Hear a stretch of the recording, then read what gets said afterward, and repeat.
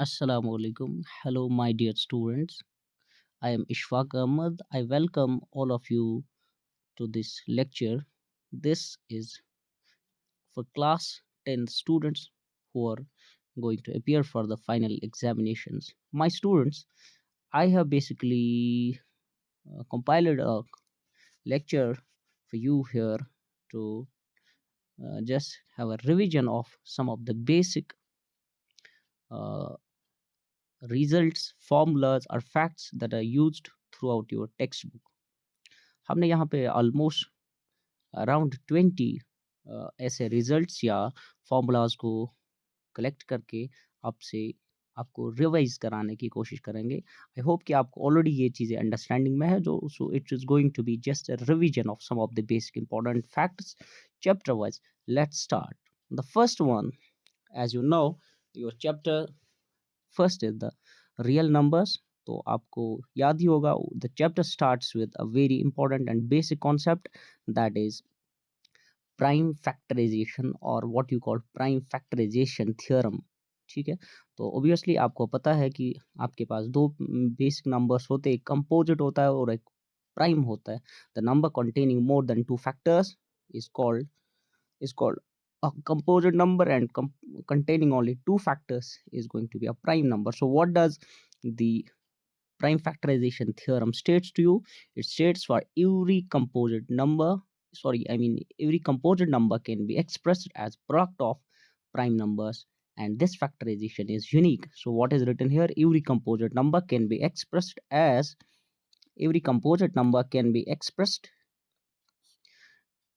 a product of prime numbers. In fact, this factorization remains unique. तो हर किसी composite number को आप as a product of primes लिख सकते हैं। मान लीजिए अगर आपके पास सिंपली 12 है नंबर, तो आप इसको लिख सकते हैं 2 into 3, and it's going to remain valid for every composite number, as you see the word every first of all. Okay, this is simple and straightforward. I don't see any doubt here. Let's move to the next one. What is this one was our first. This one was our first. So if we move to the next one, this one is going to remain our second. So what is our second result? The second one is going to be, as you remember, आपको HCF और LCM पे बहुत सारे वहाँ पे questions practice के लिए मिलते हैं, तो उसमें से एक बेसिक रिजल्ट आपको मिलता है। It's a very common concept. HCF of two numbers and their LCM, I mean the product of the HCF and LCM of two numbers is equal to the product of two numbers actually. यहाँ पे हम फिलहाल ये दो ही numbers के लिए discuss कर रहे हैं। ठीक है, दो क्या तीन नंबर्स के लिए वैलिड भी है या नहीं, that's not our concept here. We are just concluding it here for two numbers only. So you must be remembering again it. HCF into LCM of two numbers is product of two numbers, often asked in the MCQs by JK Bose or any other board. Okay, so you have concluded it. It's just to be simple for you, but it's very important. What is the next one? The next one is here. जैसे आप वहाँ पे बहुत सारे numbers को check करते हैं, क्या वो इरेशनल है या कैसे वो इरेशनल है। जैसे आपको पूछा गया है वहाँ पे, show that √5 is irrational, show that √2 is irrational, show that 6 + √2 is irrational. So ये कुछ बेसिक नंबर्स आपको वहाँ पे पूछे जाते हैं, बट यहाँ पे क्या कंक्लूजन है, यहाँ पे फैक्ट क्या है? याद रखिएगा, जब भी आपके पास नंबर जो है वो प्राइम नंबर है, if it is prime, then its square root is definitely going to be an irrational number. Then it is under root of that prime number is going to be, because you know that 5 is irrational, 5 is prime, 2 is prime, 3 is prime, correct? तो जैसे आपको नहीं पूछा जाता है कि what about, you are never being asked about to show that √4 is an irrational number, क्योंकि √4 आपके पास 2 के बराबर है। You are not being asked about show that √36 is an irrational, because that's equal to 6. So what you remembered that if p is a prime number, then √ of p is an irrational number. तो ये आपके पास ये तीनों results आपके पहले chapter के हैं। इसी तरीके से अगर आप दूसरे चैप्टर पे जब आप आ जाते हैं, जहाँ पे आपके चैप्टर का नाम क्या है, the name of the chapter is polynomials, correct.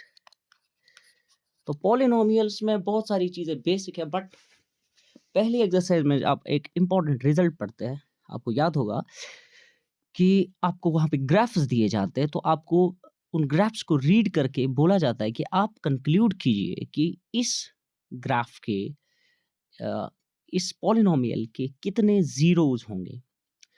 तो what is the geometrical way to decide that?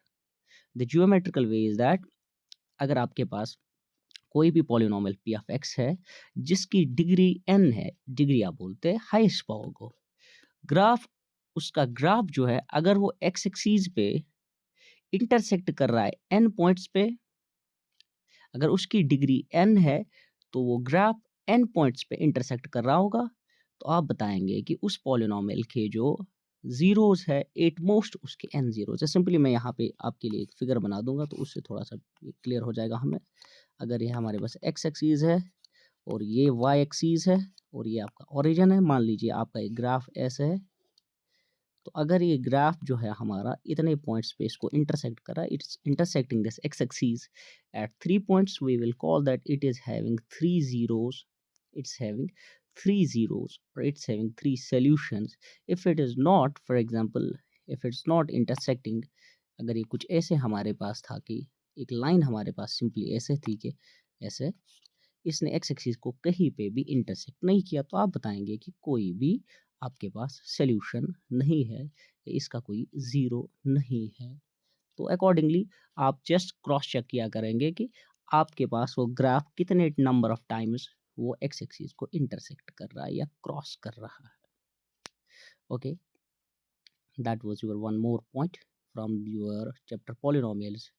Now let's move with the one more important result. ये एक आपके पास जो लीनियर इक्वेशन के नाम से, पेयर ऑफ लीनियर इक्वेशन के नाम से यहाँ पे आपके पास चैप्टर है, तो उसमें से ये मेन पोर्शन बनाता आपका स्टार्टिंग। तो ये क्या है, सबसे पहले आपको याद होगा कि आप लीनियर इक्वेशन किसको बताते हैं। लीनियर इक्वेशन आप एक ऐसी इक्वेशन को बताते हैं जिसकी डिग्री 1 है।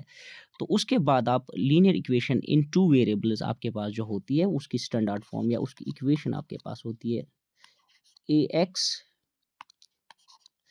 That is ax plus by plus c equal to 0, that's your linear equation in 2 variables। अब यहाँ पे आपके पास जो है pair of linear equation in 2 variables है। अगर आपको बताना है पहले इनका सॉल्यूशंस के बारे में क्लेम करना है कि ये कौन से इनके सॉल्यूशंस कंसिस्टेंट होंगे या ये pair of linear equation consistent होगा या इनकंसिस्टेंट होगा।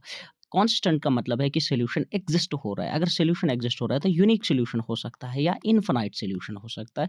अब अगर इनकंसिस्टेंट तो मतलब नो सॉल्यूशन।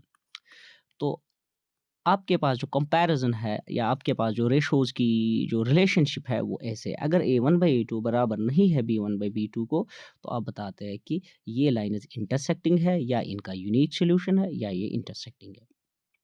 अब अगर आपके पास a1/a2 equal to b1/b2 equal c1/c2 जो है, ये लाइन्स कोइंसिडेंट होंगे, मतलब एक लाइन के ऊपर से दूसरी लाइन क्रॉस करेगी। नो सॉल्यूशन का मतलब होता है कि लाइन्स पैरेलल है और a1/a2 is equal to b1/b2 not equal to c1/c2। This is also compiled form of this result.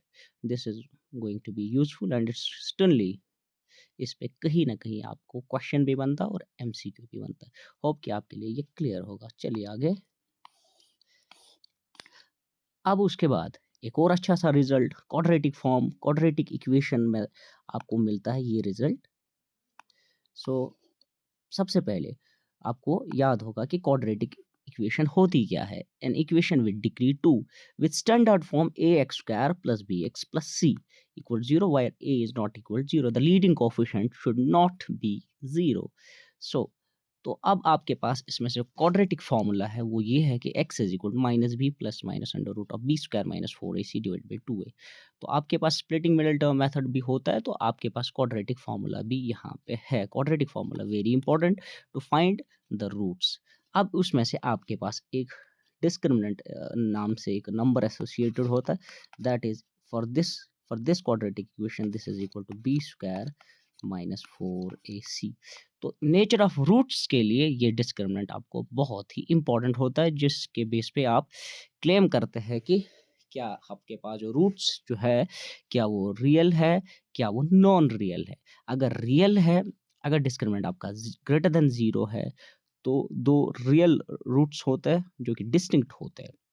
अब अगर आपके पास डिस्क्रिमिनेंट जो है वो 0 के बराबर होगा, तो आपके पास पता नहीं इसने कैसे इसको एक्सप्रेस किया है, but my language is that if the discriminant is 0, you will be having two real equal roots. If this is less than 0, basically the roots are non-real, or basically the roots are complex.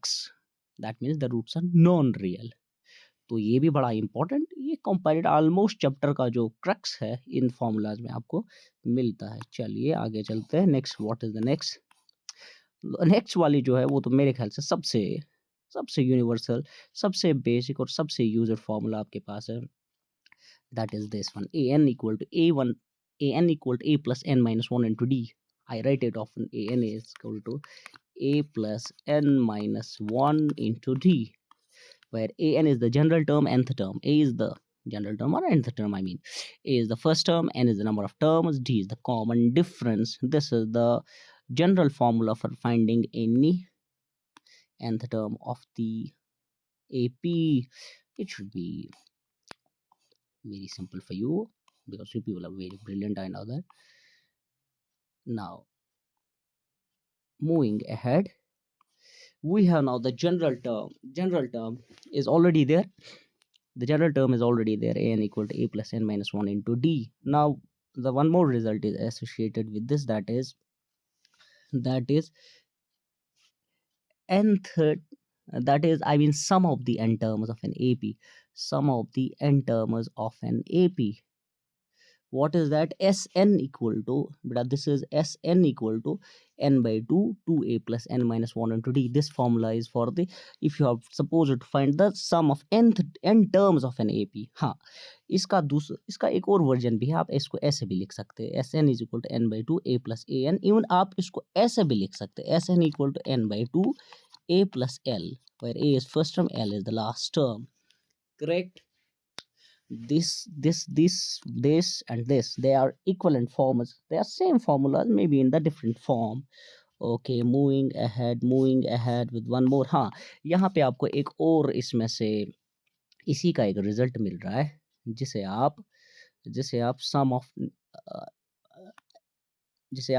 Of N natural numbers भी बोल सकते हैं, even जिसे आप sum of first N positive integers भी बोल सकते हैं। इस पे भी लास्ट ईयर कोई ना कोई रिजल्ट बना है। तो this is sum of N natural numbers और sum of first N positive integers. This is basically S N equal to N into N plus 1 divided by 2। जैसे लास्ट ईयर आपको कहीं ना कहीं पूछा गया था कि आप बताइए सम ऑफ फर्स्ट 100 नेचुरल नंबर्स, तब आप क्या कर रहे थे? 100 इंटू 100 प्लस 1 डिवाइडेड बाय 2। तो आपके पास सिंपली था 100 इंटू 100 प्लस 1 डिवाइडेड बाय 2। तो आप कैंसिल करके आराम से निकाल सकते हैं, no problem with that. Now अब अगर आप आ जाएंगे तो एक और इम्पॉर्टेंट चीज जो आपके पास यहाँ पे है, दैट इज ट्राइगोनोमेट्री। ट्राइगोनोमेट्री में आपके पास जो ट्रिग्नोमेट्रिक रेशोज आपको मिलते हैं, तो उनके बिटवीन में एक सबसे बेसिक रिलेशनशिप जो यहाँ पे हमें मिलती है वो ये कि आपके पास 3 ट्रिग्नोमेट्रिक रेशोज बेसिक है पहले, तो 3 जो है वो इनके रेसिप्रोकल होते हैं। जैसे आप साइन को एक्सप्रेस कर सकते हैं 1 बाई कोसेक थीटा, आप इसी तरीके से क्या कहते हैं इसको, कॉस को एक्सप्रेस कर सकते हैं 1 by sec theta, tan theta को आप बता सकते हैं 1 by cot theta. In fact tan theta is equal sine theta by cos theta, cot theta को आप कॉस थीटा बाई। ये सारे रेशोज या रिलेशनशिप्स है, क्योंकि ये 3 आपको पता है they are reciprocals of one another. तो उसके बाद बेटा आपको याद होगा, मैंने आपको पढ़ाया भी है कि आपके पास कुछ ट्रिग्नोमेट्रिक आइडेंटिटीज जो है बड़े फेमस है, बड़े बेसिक है। बहुत सारे आइडेंटिटीज होते हैं, but some of them are very basic, one very important. What are those are here, यहाँ पे मैंने वो लिखे भी है, जिनमें आपको sine square theta plus cos square theta equal to 1 है। अब कोई इनको फ्लिप करके ट्रांसपोज करके बोले कि ये ऐसे भी हो सकता है, that's possible. For example you can say that sin square theta is equal to 1 minus cos square theta, no issues, obviously हो जाएगा। तो एक ही में से आप बहुत सारे 2-3 भी जनरेट कर सकते हैं। इसी तरीके से आप बता सकते हैं 1 plus tan square theta is equal sec square theta, 1 plus cot square theta is equal to cosec square theta. So these are going to be important for you. इसी तरीके से आप कॉम्प्लीमेंट्री एंगल्स पे भी ये कुछ रिजल्ट्स आपको है, जैसे sine 90 minus theta is equal cos theta, tan 90 minus theta is equal, they are actually equal to their cofunctions, tan equal cot, tan 90 minus theta equal cot theta, sec 90 minus theta is equal to cosec theta. So this is also going to be important. हाँ, अब इसके बाद जो यहाँ पे बात है वो है ट्रिग्नोमेट्रिक रेशो टेबल की फॉर सम स्पेसिफिक एंगल्स। तो मुझे लगता है कि आपने ये यहाँ पे याद किया होगा ट्रिग्नोमेट्रिक टेबल, या कुछ जो स्पेसिफिक वैल्यूज है आपको पता होंगे ही। हाँ, अब इसमें से तरीका ये है कि अगर आप चाहते हैं कि आपको ये याद होना चाहिए या पता होना चाहिए, या if you have the habit of forgetting it, so at least remember this row, ये जो ये वाला रो है आप इसको कम से कम याद रखने की कोशिश कीजिए, पहले वाले रो को। बाकी आप आराम से जनरेट कर सकते हैं। जैसे आपके पास sine cos tan cosec sec cot है, तो आप ये रो याद रखिएगा फिलहाल। This is sin 0 is 0, sin 30 is 1 by 2, cos sin 45 is 1 by root 2, sin in fact ये आप डिराइव भी कर सकते हैं, जब आपकी टेक्स्ट बुक पे डिराइव्ड है ये, sin 60 is root 3 by 2 and sin 90 is 1। तो आप हम इसको ये अगर आप देखेंगे, इसको नोटिस करेंगे, ये सारा जो है ये फ्लिप्ड है, यही रो यहाँ से स्टार्ट हो रहा है, ठीक। तो अगर आप चाहते हैं आप इसको एग्जाम में भी इसे प्रैक्टिस के तौर पे जनरेट भी कर सकते हैं। इवन आपके पास सॉल्यूशंस भी हैं इनके। तो 10 भी हमने पढ़ा ऊपर, तो आराम से ये यहाँ से चलेगा। तो यही रो आपको पता होना चाहिए, बाकी आप आराम से ये सारा टेबल आप जनरेट खुद कर सकते हैं। तो अभी अगर आप 10 आप देखेंगे तो 0 डिवाइडेड बाय 1 दैट इज 0। यहाँ से आप देखेंगे तो 2 2 कैंसिल होगा, this is going to be 1 by root 3। 45 1 by 10, 45 तो है ही कॉमन वैल्यू एक। आप क्या करेंगे, 1 by root 2 divide by 1 by root, obviously that's going to be 1। 10 60 अगर आप देखेंगे that's going to be under root 3। हाँ, 10 90 को आप अगर आप नोटिस करेंगे 1 divide by 0, as you know that you can't divide any number by 0 in math, that is not defined. अभी अगर आप देखेंगे तो बाकी सारी चीजें जो है वो तो ज्यादा ही बेसिक होनी चाहिए आपके लिए, क्योंकि आपको पता है कोशिक जो है that is fully reciprocal of these things. So obviously 0 when you have 1 by 0 that's not defined, if it is 1 by 2 reciprocal is 2, if it is 1 by root 2 reciprocal is 2। so I hope कि आपको already ये पता होगा, और ये table आपको किसी भी सिचुएशन में आपको आना ही चाहिए, अगर आप चाहते हैं कि आपको एग्जाम में सारी चीजें आए। नाउ हाँ, तो अब आपके पास कोऑर्डिनेट ज्योमेट्री का एक इंपॉर्टेंट रिजल्ट है, जिसे आप डिस्टेंस फार्मूला के नाम से जानते हैं। तो अगर आपको दो पॉइंट्स के कोऑर्डिनेट्स पता है, जिनके कोऑर्डिनेट्स मान लीजिए अगर आपके पास पॉइंट ए, इसके कोऑर्डिनेट्स अगर आपके पास x1 y1 है, अगर आपके पास बी पॉइंट है, इनके कोऑर्डिनेट्स अगर आपके पास x2 y2 है, तो ये डिस्टेंस फार्मूला आपको फार्मूला डिस्टेंस इन पॉइंट्स के बीच में कितनी होगी वो दे देगी, जैसे आप square root of x2 minus x1 whole square plus y2 minus y1 whole square. हाँ, अगर कोई x1 minus x2 whole square भी करेगा तो कोई भी फर्क नहीं पड़ेगा, क्योंकि आपके पास जो डिफरेंस होगी उसका स्क्वायर लेना है, तो ऑब्वियसली नेगेटिव साइन आपकी ओमिट हो जाएंगी। ये भी बहुत ही ज़्यादा इंपॉर्टेंट फार्मूला है। अब अगर आपके पास इनमें से एक पॉइंट ऑरिजिन है तो ऑब्वियसली थोड़ा सा उस फार्मूला में वेरिएशन आ जाएगा, ठीक। तो जैसे मान लीजिए अगर आपके पास ये point, let this be origin, this is 0 comma 0, if this is point P, its coordinates are x comma y, then your OP is going to be under root of x minus 0 whole square, but that is x minus 0 is x, that's going to be x square, y minus 0 whole square, that's going to be plus y square. So this will remain your distance formula when one of the point is the origin. Okay, now आपकी distance formula के बाद दूसरी एक formula जो यहाँ पे आपको important है वो है सेक्शन फार्मूला। डिस्टेंस फार्मूला और सेक्शन फार्मूला में वेरिएशन है, ये एक ही बात नहीं है। मान लीजिए अगर आपके पास ये मान लीजिए आपके पास ये पॉइंट P है और ये पॉइंट Q है, अगर इनके कोऑर्डिनेट्स आपको गिवन है कि वो x1 y1 है, x1 y1, इसके कोऑर्डिनेट्स अगर आपके पास x2 y2 है, यहाँ पे कोई ना कोई पॉइंट मान लीजिए है, लेट दैट बी O। अगर उसके कोऑर्डिनेट्स x, y है, ठीक, तो अगर आप चाहते हैं कि और आपको पता है कि इसके ये जो पॉइंट O है, ये इस लाइन को M1 कोई वैल्यू होगा और ये M2 कोई वैल्यू होगा, इस रेशो में डिवाइड कर रहे हैं, तो आप इस पॉइंट के कोऑर्डिनेट्स निकाल सकते हैं जो इस फॉर्म में होंगे M1 x2 plus M2 x1 divide by M1 plus M2 M1 y2 plus M2 y1 divide by M1 plus M2। तो आप इस किसी समय ये मिड पॉइंट भी हो सकता है, जबकि आप तब आपकी section formula mid point formula कहलाती है, but in general even if it is not at the midpoint, then you can use this formula to find the coordinates of such a point which is dividing that line segment with these coordinates in the ratio of m1 and m2. This is going to remain your formula. हाँ, मैंने अभी बता दिया कि अगर in case अगर आपके पास क्या कहते हैं ये मिड पॉइंट था, तो अब आप ऐसे उस सिचुएशन में आपकी डिस्टेंस फार्मूला जो है, सेक्शन फार्मूला जो है, वो इस फॉर्म में बनेगी x1 plus x2 divide by 2 y1 plus y2 divided by 2। उस सिचुएशन में आप इसको मिड पॉइंट फार्मूला कहते हैं, ठीक। शाबाश। तो आगे चलते बेटा, तो आपके पास ये फार्मूला आ जाती है, this is from the areas related to circles. आपको पता है कि आपका पास सर्कल में एक पोर्शन होता है जिसे आप क्या कहते हैं, सेक्टर कहते हैं। Sector is basically region between region और a portion between two radii and an arc.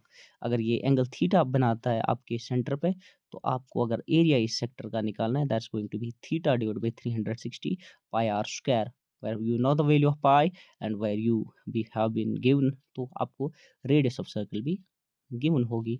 तो ठीक है, तो इस तरीके से आप एरिया ऑफ सेक्टर निकाल सकते हैं, ठीक। So that is going to remain important. What I said, theta divided by 360 into pi r square, correct?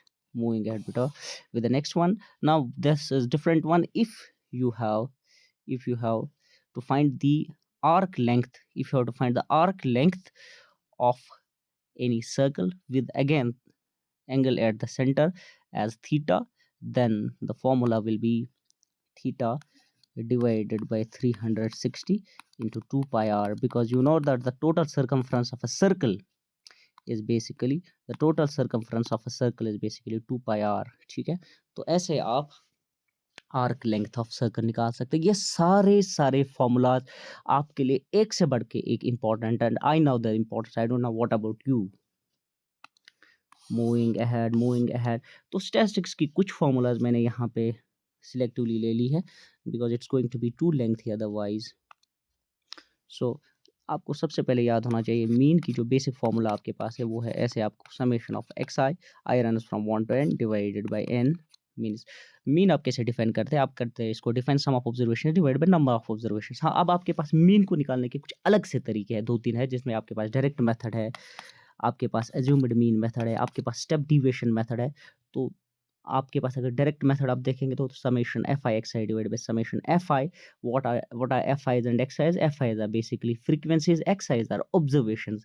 इसी तरीके से अगर आप देख रहे हैं एज्यूम्ड मीन के मेथड में, तो आपके पास एक एज्यूम्ड मीन होता है, तो mean is equal to assumed mean plus summation f i d i divide by summation f i, where d i is are basically deviations. तो इसी तरीके से आपके पास स्टेप डिविएशन मेथड में आपके पास x bar is equal to a plus summation fi ui divided by summation fi into h, where h is what? H is basically your class width, okay? So this is your assumed mean. Hope आपको ये भी पता होंगे, but आपको ये बिल्कुल याद होने चाहिए, ये बड़े इंपॉर्टेंट है। आपको क्वेश्चंस भी आपको इस पे बनते हैं, तो कहीं ना कहीं इस पे एमसीक्यूज या फॉर्मूला भी आपसे पूछी जा सकती है डायरेक्ट, ओके। तो ये तो मीन के सारे फार्मूलाज हैं। हाँ, मीडियन और मोड के भी अलग से कुछ है, तो मैंने उनको भी यहाँ पे आपके लिए नोट किया है, so you can check them here. Mode जो आप असल में मोड की जो बेसिक डेफिनेशन आपके पास हो, जैसे मैंने बता दिया मीन की डेफिनेशन जो है sum of observation divided by number of observation. Mode की जो असल डेफिनेशन है वो है जो आपके पास फेवरेट ऑब्जर्वेशन होती है, जो रिपीटेड ऑब्जर्वेशन होती है, जिसे आप मोड कहते हैं। बट हाँ, यहाँ पे आप मोड को अलग फार्मूला से कर लेते हैं। वो फार्मूला क्या है आपके पास? That formula is basically mode is equal to L plus F one minus F zero divide by twice F one minus F zero minus F two into H. अब ये सारी चीज़ें है क्या असल में? अगर आपने इस पे क्वेश्चंस किया तो ऑब्वियसली आपको पता होंगे। जैसे आप मोड में एल जो आप बताते, this is the lower limit of the model class. F one जो है उसी मॉडल क्लास की फ्रीक्वेंसी होती है, एफ जीरो उससे पहले वाले की, एफ टू उससे पीछे वाले क्लास की फ्रीक्वेंसी होती है, और एच आपके पास क्लास विड्थ ऑब्वियसली होती है। ठीक, तो ये फार्मूला भी आपको पता होना चाहिए। इसी तरीके से मीडियन की जो फार्मूला आपके पास है, एल एल प्लस मीडियन जो है असल में ये सेंट्रल वैल्यू आपको होता है जब आप अरेंज करते हैं उन ऑब्जर्वेशन को अरेंजिंग इस असेंडिंग और डिसेंडिंग ऑर्डर में। हाँ, अब जो इन ग्रुप क्लासेस के लिए आपके पास median of the group data जो आपके पास होगा उसकी formula L plus N by two minus C F divided by F into H. हाँ, we are now used to all these terms. L क्या चीज है, N is number of observations, but what is CF? CF is basically your cumulative frequency, correct? हाँ, अब एक और important result आपको मिलता है यहाँ पे देखने के लिए, दैट इज दिस थिंग। ये भी बहुत बार एग्जाम में सीधे डायरेक्ट पूछा जाता है या इस पे कोई ना कोई क्वेश्चन कहीं ना कहीं बन जाता है। That is what is the relationship between median, mode and mean. The relationship is, you can remember, आप इनमें से एक याद रखिएगा। जैसे आप इसमें से ये याद रख सकते हैं कि median 3 times median is equal to twice mean plus mode. 3 times median is equal to twice mean plus mode. अगर इसमें से आपको कोई चीज़ गिवन भी होगा तो आप इस रिलेशनशिप के कोई चीज़ मिसिंग भी होगा तो इस रिलेशनशिप के मदद से आप वो चीज़ आराम से निकाल सकते हैं। तो आपको ये बिल्कुल इंपॉर्टेंटली याद रखना ही पड़ेगा कि 3 times median is equal to twice mean plus mode. ठीक, 2 कॉम्बिनेशन में से आप कोई ना कोई याद रखिएगा, फिर आपको फ्लिप करके उधर-इधर एडजस्टमेंट कर सकते हैं। हाँ, तो ऑलमोस्ट मैंने मैक्सिमम चैप्टर जो यहाँ तक आए हैं, उम, हर किसी चैप्टर की जो क्रक्स वाली जो कोई ना इम्पोर्टेंट फ़ॉर्मूला है या फैक्ट है तो उसको हमने टच करने की कोशिश की। Now we are left with 2 chapters. Yes, so I will be concluding with these 2 my lecture. Hope कि ये सारी चीज़ें आपको बहुत ही फ्रूटफुल, एक बार आप इनको सबको एक अ, रिवीजन करके इनको देख लेंगे, याद करेंगे, और आई विल एक्सपेक्ट कि आपने इनको पढ़ा होगा और यहाँ से देख के ये यहाँ से मेरे पढ़ने से आपको कोई ना कोई हेल्प हुआ होगा। चलिए, अब अगर हम इसकी बात करें तो ये चैप्टर आपको याद होगा कि आपके पास एक सरफेस एरियाज एंड वॉल्यूम्स के नाम से एक चैप्टर है। बहुत ही इंपॉर्टेंट है ये भी चैप्टर। तो ये सारा चैप्टर जो है वो डील करता है आपके सरफेस एरियाज और वॉल्यूम्स पे की फार्मूलाज पे। तो कुछ स्पेसिफिक फार्मूलाज हमने यहाँ पे डिस्कस किए हैं। तो अगर आप देखेंगे, कुछ सबसे पहले क्यूबॉइड हमने एक फिगर ले ली है। तो curved surface area, total surface area और वॉल्यूम की बात है यहाँ पे। तो मैक्सिमम आपको टोटल सरफेस एरिया और वॉल्यूम की फार्मूलाज या क्वेश्चंस इस पे बेस्ड है। आपको कर्व्ड सरफेस एरिया में आप यहाँ पे क्या कहते हैं इसको, कि आप यहाँ पे टॉप और बॉटम को छोड़ देते हैं इन इसमें। तो बट टोटल सरफेस एरिया में आपकी सारी साइड्स या सारे एंड्स आ जाता है। तो अगर हम फिलहाल टोटल सरफेस एरिया की बात करें कि इसकी क्यूबॉइड की, तो two that is this is formula 2 times length plus breadth plus 2 times l b plus b h plus h l. हाँ, अगर वॉल्यूम की बात करें that is l into b into h, correct. हाँ, यहाँ पे आपको मैंने बता दिया, आप दो साइड इसको कंसिडर नहीं कर रहे तो आपकी फार्मूला में वेरिएशन आ जाएगा। जैसे आप क्यूब देख रहे हैं, क्यूब में आपके पास 6 साइड्स है तो आप खाली 4a square curved surface area इसका बता रहे हैं। तो यहाँ पे आप 6 सारी साइड्स को कंसिडर कर रहे हैं तो that's going to be 6a square. हाँ, यहाँ पे ये फार्मूला इसने गलत लिखी है। This is basically a cube because that is going to be side cube. इसी तरीके से अगर आप यहाँ पे सिलेंडर की बात करें, रेड सर्कुलर सिलेंडर की, the curved surface area is going to be 2 pi r H.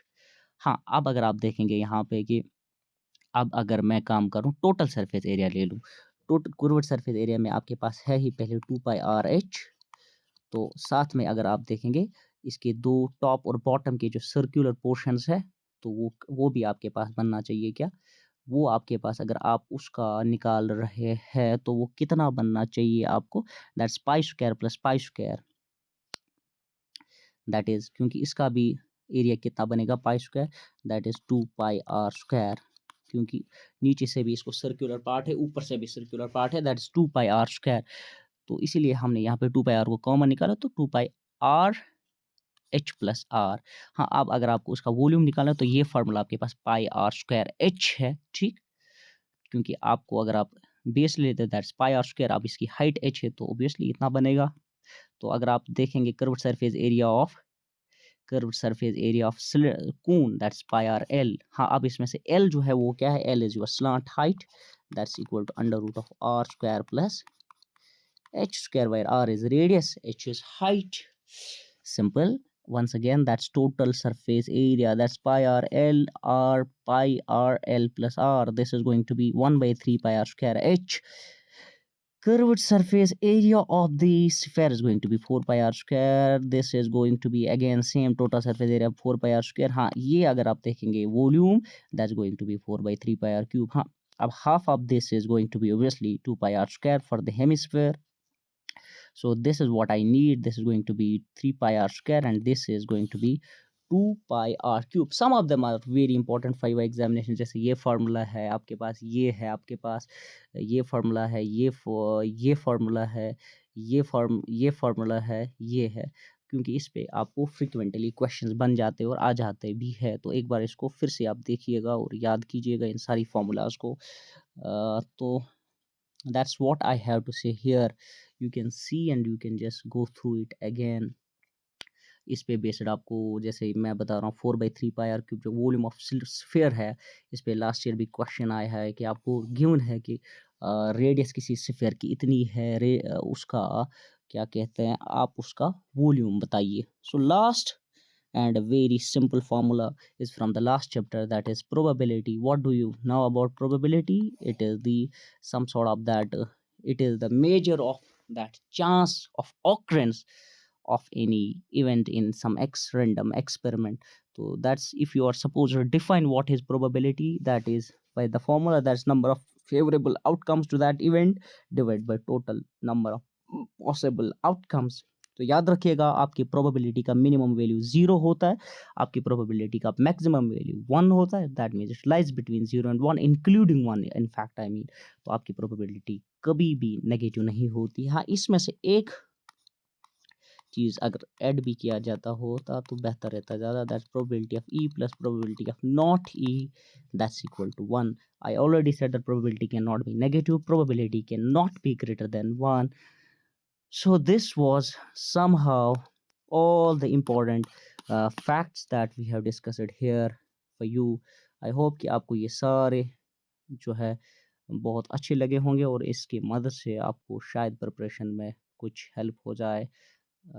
I hope कि एक बार आप ऊपर से लेके नीचे तक इन सब को रिवाइज करेंगे और अपने एग्ज़ाम में अच्छा करेंगे।